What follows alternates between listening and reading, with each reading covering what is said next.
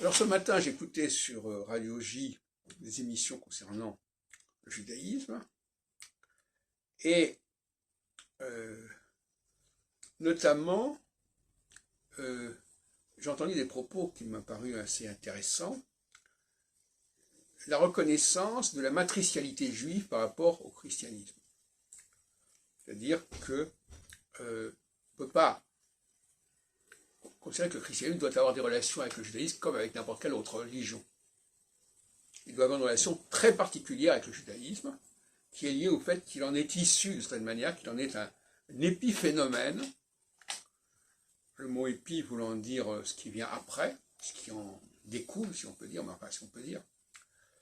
Et il y a un autre phénomène du même genre qui se produit entre l'anglais et le français. Pour un anglophone, le français n'est pas une langue comme une autre. C'est la langue matricielle, c'est la langue dans laquelle l'anglais s'est développé, s'est nourri. Donc là, finalement, il y a un même combat pour le français et pour le judaïsme, face à l'anglais et face au christianisme. À tel point d'ailleurs que les gens ne sont plus même pas conscients du problème. Alors ce qui est intéressant, c'est d'opposer le chrétien américain aux juifs français. Parce que là, ils sont aux antipodes de cette manière. Le chrétien américain, il est dans une double épiphénoménie, celle de la langue et celle de la religion. Et le juif français, il est dans une double matricialité, qui est celle de la langue et de la religion. Voilà. Et donc, quelque part, entre ces deux sensibilités, il y a quand même un hiatus, et il y a un défi,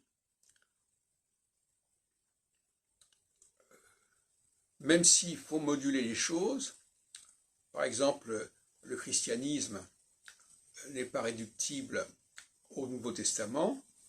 J'ai montré que dans l'Ancien Testament, il y a déjà énormément de racines chrétiennes, à telle enseigne que si le christianisme a intégré dans la Bible l'Ancien Testament, c'est parce que l'Ancien Testament était pré-chrétien.